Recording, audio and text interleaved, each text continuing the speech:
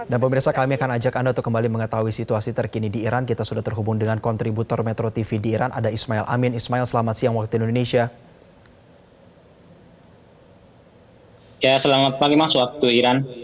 Terima kasih telah bergabung bersama kami. Ismail, bagaimana situasi terkini di Iran di tengah gencatan senjata yang diperpanjang oleh Amerika Serikat? Apakah ketegangan di wilayah Hormuz ini tetap terjadi? Ya Mas, suasana saat ini di Iran ya masih sebagaimana biasa, masih relatif aman. Ya memang di Selat Hormuz ada semacam peningkatan keamanan yang dilakukan oleh Iran menyusul diberlakukannya kembali penutupan Selat Hormuz. Dan juga memang telah disebutkan bahwa salah satu kapal dagang berbendera Iran itu sempat disita oleh pihak Amerika Serikat yang memperlakukan blokade terhadap Selat Hormuz, dan ini juga dibalas oleh Iran dengan menyita 2 kapal tanker yang disebutkan membawa misi Israel, dan 2 kapal tanker ini disebutkan sudah diarahkan ke perairan Iran. Masyarakat Iran sendiri itu sampai tadi malam masih terus melakukan aksi unjuk rasa, mendorong pemerintah dan militer Iran untuk tidak menerima negosiasi dan tidak lagi mau ada perundingan apapun.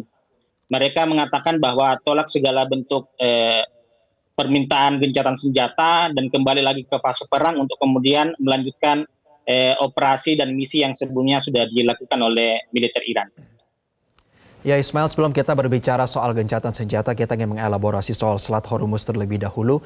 Apakah memang ada indikasi bahwa Iran tetap melakukan perdagangan di tengah agresi militer oleh Amerika Serikat atau blokade begitu ya di Selat Hormuz ini berlangsung? Ya memang sampai sekarang pelabuhan-pelabuhan Iran itu masih tetap aktif, dan memang sejak awal Iran menolak adanya blokade Amerika Serikat ini dan menyebut ini adalah sebuah pelanggaran. Sementara Iran sendiri mengklaim bahwa penutupan Selat Hormuz yang dilakukannya itu tidak dilakukan secara total. Lalu lintas di Selat Hormuz juga masih tetap dibuka jika dengan syarat kapal-kapal yang mau melintas harus melakukan koordinasi terlebih dahulu. Jadi Iran hanya sekedar menetapkan regulasi baru terkait Selat Hormuz yang sebelumnya tidak diberlakukan, sebelumnya juga tidak pernah ada tarif, sampai kemudian terjadi perang ini. Jadi Iran mengatakan bahwa kondisi sekarang dalam kondisi darurat, dalam kondisi perang, sehingga kami harus memastikan bahwa kapal-kapal yang melintasi jalur Selat Hormuz ini itu adalah kapal-kapal yang tidak membawa misi musuh, tidak untuk membawa kepentingan musuh, tidak juga membawa amunisi, sehingga kemudian dilakukan pengecekan dan koordinasi dengan mempersyaratkan bahwa kapal yang melintas itu harus melakukan koordinasi terlebih dahulu dan juga diterapkan tarif keamanan maupun tarif biaya lainnya. Dan ini sudah diterapkan oleh Iran. Ada beberapa kapal yang bisa melintas dengan memenuhi regulasi Iran, dan juga ada kapal yang kemudian dilakukan tindakan tegas karena menolak kompromi dan menolak kooperatif dengan pihak Iran. Sementara blokade yang dilakukan Amerika Serikat ini menurut Iran itu adalah pelanggaran hukum internasional, karena Amerika Serikat tidak punya hak untuk melakukan blokade. Sementara Iran menyebut bahwa Selat Hormuz ini berada di wilayahnya dan punya hak dan secara legal untuk kemudian menerapkan situasi darurat, karena memang Iran dalam posisi diserang. Iran memang sejak awal sebelum adanya agresi Amerika Serikat telah memperingatkan kawasan jika Iran diserang oleh Amerika Serikat dan Israel, maka Iran akan mengambil tindakan tegas dengan melakukan penutupan Selat Hormuz dengan memperlakukan regulasi baru. Ya Ismail, salah satu hal yang dikhawatirkan adalah juga berkaitan dengan apakah nantinya blokade militer oleh Amerika Serikat ini justru menyasar kapal dari negara lain dengan kekhawatiran memicu konflik yang lain begitu ya, respon dari negara-negara. Apakah konflik di wilayah Selat Hormuz ini sudah menyasar kapal yang di luar dari Amerika Serikat maupun Iran dan milik negara lain?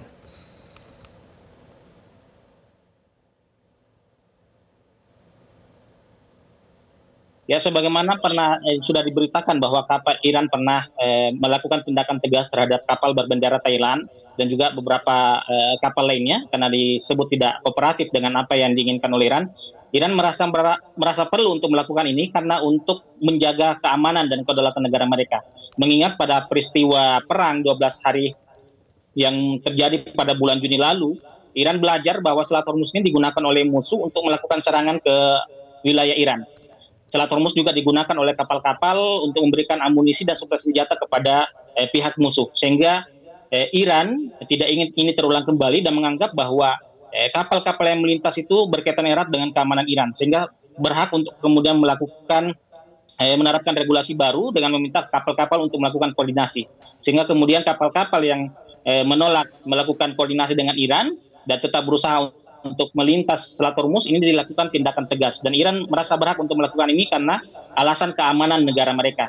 Jadi memang sejak awal ketika wacana penutupan Selat Hormuz ini dikeluarkan oleh Iran, ada khawatiran bahwa ini akan mengganggu perdagangan global karena kita tahu sampai 20% jalur perdagangan global itu melintasi Selat Hormuz ini, sehingga memang Selat Hormuz itu diakui sebagai selat yang memiliki strategis yang sangat penting bagi perdagangan global, sehingga kemudian ketika ini ditutup atau dilakukan pembatasan, tentu saja negara-negara yang banyak melintas menggunakan Selat Hormuz ini akan terdampak, dan itu juga kita memang lihat mulai muncul kecaman-kecaman yang mengecam Iran dengan penetapan regulasi baru ini, tapi Iran tetap memperlakukan ini dengan alasan bahwa ini bersangkut paut dengan keamanan negara kami. Kami tidak mungkin juga mau melihat negara kami diganggu atau diserang melalui Selat Hormuz ini, karena musuh memang menggunakan Selat Hormuz sebagai titik strategis untuk melakukan serangan ke Iran. Ya, Ismail melihat Hormuz sebagai titik strategis, artinya bahwa di tengah gencatan senjata ini konflik udara sedang beralih ke laut. Bagaimana sebenarnya kekuatan dari angkatan lautnya Iran untuk mengantisipasi perlawanan dengan Amerika Serikat?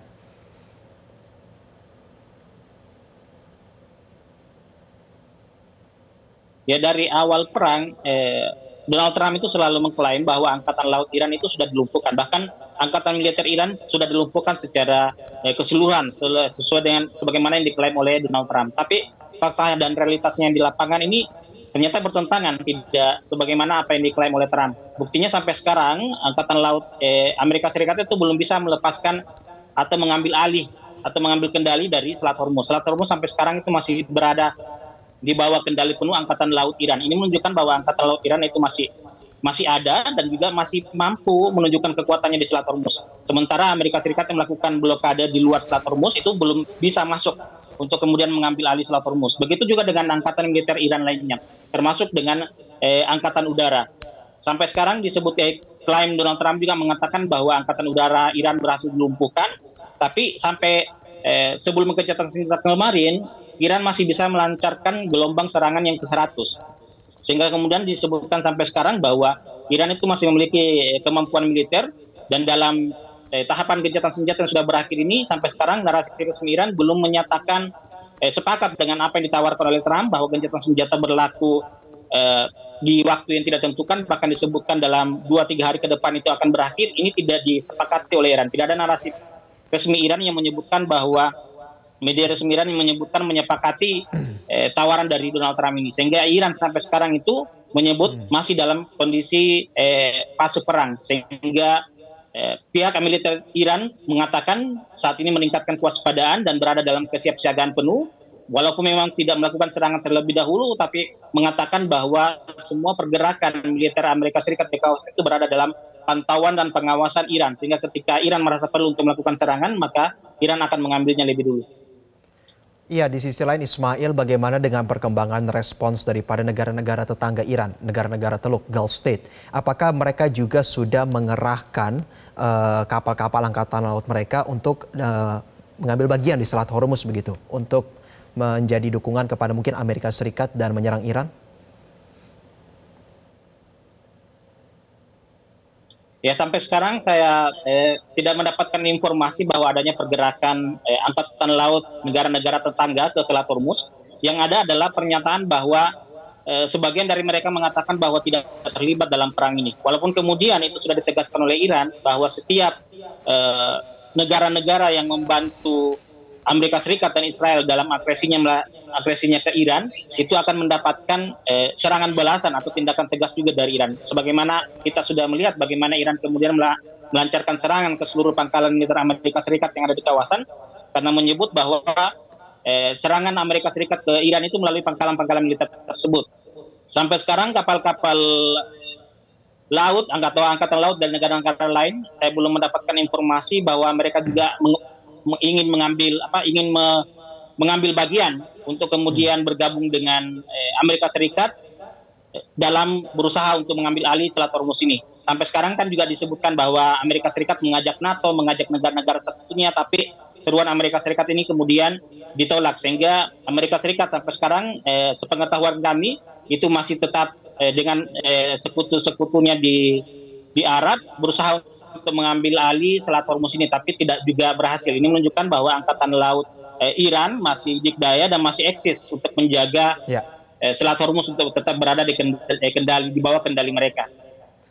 Ismail, kita berlanjut kepada upaya untuk negosiasi diplomatik yang akan dimediasi oleh Pakistan. Kami ingin awali dengan pertanyaan bagaimana dengan update informasi kondisi daripada Ayatollah Said Mojtaba Khomeini.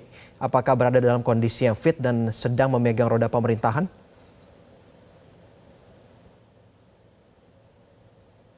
Ya, sejak awal disebutkan memang Ayatollah Said Mojtaba Khomeini itu berada dalam pengobatan karena juga mengalami luka akibat serangan Amerika Serikat dan Israel pada tanggal 28 Februari.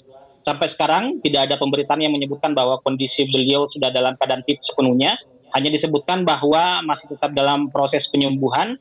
Tidak secara rinci disebutkan kepada masyarakat Iran bagaimana kondisi dan keadaannya. Hanya memang disebutkan bahwa dalam kondisi tetap dalam proses penyembuhan dan dianggap mampu untuk kemudian mengambil peran penting dalam kepemimpinan Iran. Sebagaimana sudah diberitakan bahwa Ayatollah Said Mojtaba Khomeini yang menggantikan posisi Ayatollah Khamenei yang kebetulan juga adalah ayahnya sebagai pemimpin tertinggi Iran. Masyarakat Iran sampai sekarang dari pantauan kami dengan pembicaraan kami kepada mereka ketika kami tanyakan bagaimana kondisi Said Mojtaba Khomeini, mereka mengatakan kami tidak mau tahu tentang itu. Yang kami tahu bahwa beliau saat ini sedang memimpin negara ini dalam menghadapi agresi Amerika Serikat dan Israel, sehingga mereka tidak sama sekali tidak ada terganggu dengan pemberitaan-pemberitaan bahwa kemudian Ayatollah Mojtaba Khomeini ini mengalami pengobatan di Rusia dan seterusnya.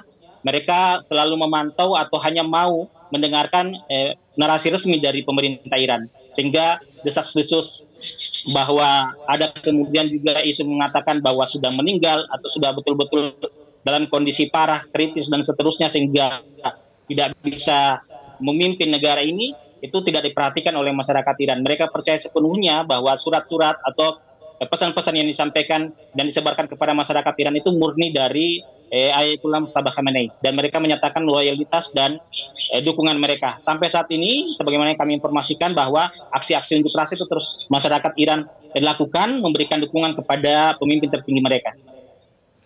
Ya Ismail, apakah sebenarnya ketegangan ini benar-benar masih seputar permintaan dari Amerika Serikat perihal proliferasi nuklir? Apakah sebenarnya di sisi lain Iran juga ada beberapa poin dalam negosiasi yang belum bisa disepakati oleh Amerika Serikat? Ya, memang sebagaimana sebelumnya bahwa ada 10 tuntutan Iran terhadap Amerika Serikat yang karena pada waktu itu dikatakan melalui mediator Pakistan menyebutkan bahwa Amerika Serikat bersedia untuk membicarakan 10 item ini, maka kemudian terjadilah perundingan. Tapi ternyata di meja perundingan bertolak belakang dengan apa yang disampaikan oleh Pakistan. Justru Amerika Serikat datang bukan untuk berunding, tapi untuk mendikte, memaksakan tuntutan mereka yang disebut oleh Iran itu tidak rasional dan berlebihan. Sebagaimana yang sudah disebutkan, meminta agar pengayaan hasil uranium yang sudah diperkaya itu diminta dan diserahkan ke Amerika Serikat. Dan ini tentu saja ditolak oleh Iran, karena Iran menganggap bahwa pengayaan uranium ini adalah atau penggunaan nuklir adalah hak Iran, sebagaimana juga negara-negara lain melakukannya, sehingga ini disebut oleh Iran tidak akan dinegosiasikan. Begitu juga permintaan mengenai Selat Hormuz untuk kemudian pembatasan atau penutupan itu dihentikan. Ini juga ditolak oleh Iran. Jadi Iran memposisikan diri pada saat itu bahwa kami dalam keadaan berupaya untuk ditipu oleh Amerika Serikat melalui mediasi yang dilakukan oleh Pakistan. Karena apa yang ditawarkan sejak awal menyebutkan bahwa 10 tuntutan yang akan dibicarakan di meja perundingan adalah 10 tuntutan ini, tapi ternyata Amerika Serikat datang dengan tuntutan yang berbeda. Yang dikatakan oleh Iran itu tuntutan yang berlebihan, tidak rasional, dan akhirnya kemudian perundingan tersebut mengalami kebuntuan. Sehingga kemudian pada perundingan tahap kedua ini, Iran kemudian tidak mau terlibat lagi sebelum menunjukkan sebelum Amerika Serikat menunjukkan kesungguhan dan keseriusannya dalam perundingan. Iran mengajukan dua prasyarat untuk kemudian perundingan bisa kembali dibuka, yaitu yang pertama hentikan agresi di semua front, termasuk di Palestina, di Gaza maupun di Lebanon. Yang kedua adalah hentikan blokade Selat Hormuz. Dan kedua prasyarat ini itu tidak diterapkan oleh Amerika Serikat. Iran melalui narasinya mengatakan tidak mungkin mau melakukan perundingan di bawah tekanan dan ancaman. Amerika Serikat melakukan dua hal sekaligus, yaitu melakukan tekanan militer di lapangan, lalu kemudian melakukan ancaman-ancaman pada saat meja perundingan, dan ini ditolak oleh Iran. Baik, terima kasih untuk analisa dan informasi terkini dari Anda. Kandidat Doktor Universitas Internasional Al-Mustafa Iran, Ismail Amin telah bergabung bersama kami pada hari ini. Jelajahi cara baru mendapatkan informasi. Download Metro TV Extend sekarang.